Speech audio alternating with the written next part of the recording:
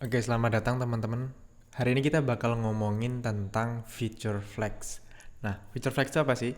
Feature flag itu sebenarnya kayak sebuah konfigurasi yang kita pakai untuk mengenable atau disable sebuah fitur yang sedang kita develop. Nah, kenapa kita penting uh, mengimplementasikan feature flag ini? Ini tuh biar kita tuh ketika ngedevelop fitur baru.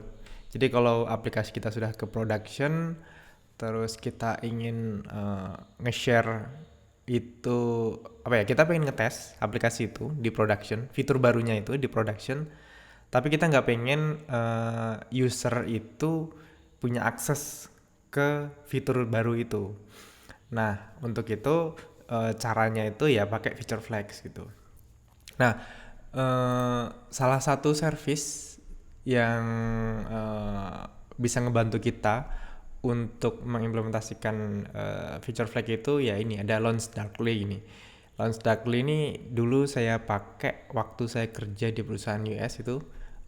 Kita implementasikan feature flag ini pakai Launch Darkly. Nah, kelebihan Launch Darkly ini tuh ini bisa dipakai dimanapun gitu. Bisa di back end, di front end, terus SDK-nya bisa pakai bahasa apapun gitu. Dan ada admin page-nya yang misalnya manajer kita mau enable disable feature flag-nya itu bisa gitu. Cuman ini tuh ada masalah gini. Masalahnya adalah eh, kadang-kadang kita developer itu nggak dapat akses di launch directly ini. Jadi saya dulu pernah kejadian kayak gitu. Yang punya akses ke adminnya itu manajer saya. Jadi saya tuh nggak punya akses. Akhirnya ya minta tolong ini flagnya di enable dulu gitu untuk user ini gitu. Nah itu nungguin nungguin itu bisa sehari 2 hari dan itu ngabisin waktu gitu. Nah, ya kita bisa aja mengimplementasikan ini. Cuman kebetulan saya tuh punya use case yang unik begini. Jadi di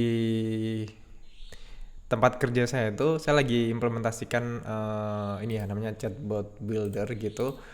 Dan saya ingin di production fitur ini itu nggak bisa dilihat oleh user dulu. Khusus user yang tertentu yang bisa mengakses ini itu. Nah, caranya itu saya pakai cara yang simple aja sebenarnya. Saya nge-store konfigurasi feature flag-nya itu di environment variable gitu.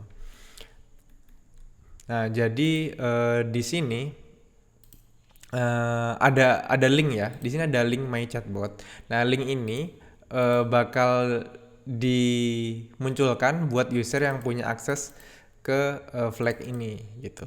Nah, konfigurasinya itu ada di .env.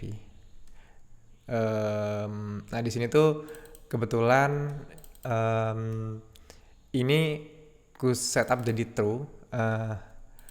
Ini bisa aku tambahin flag lagi users. Ini misalnya user 100 gitu. Nah,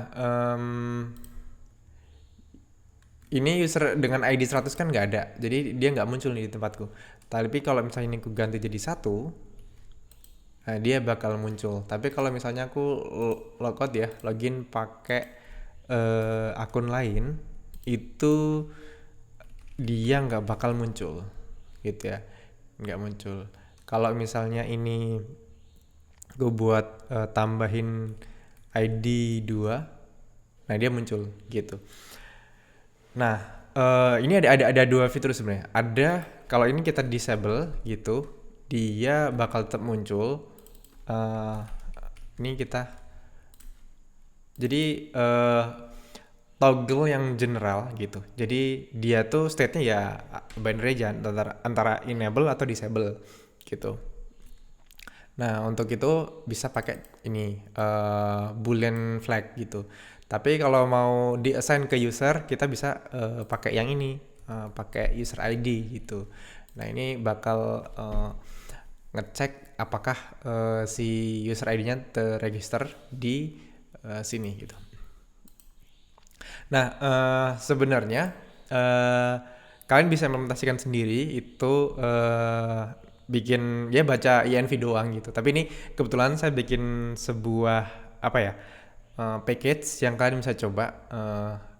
Ini itu ada di packages sudah di Composer package ini tersedia public. Ntar kalian bisa mana ya? Ya ini. Jadi Laravel env feature flags gitu.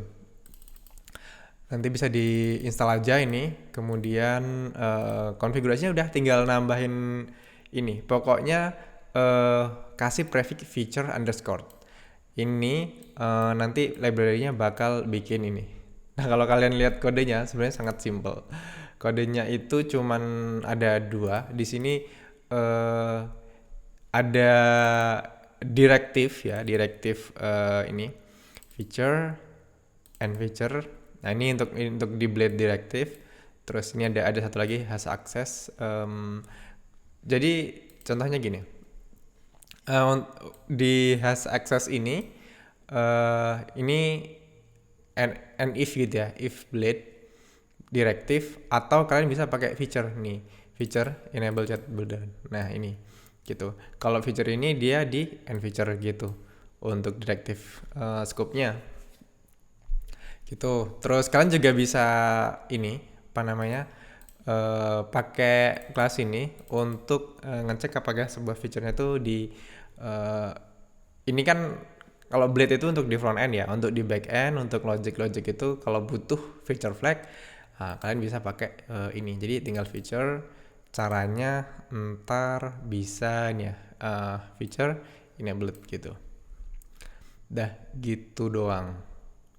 Ya mudah-mudahan ini bermanfaat. Jadi kalau kalian mau implement feature flag, ya biar ini ya, kita yakin dites dulu sebelum kita rilis gitu.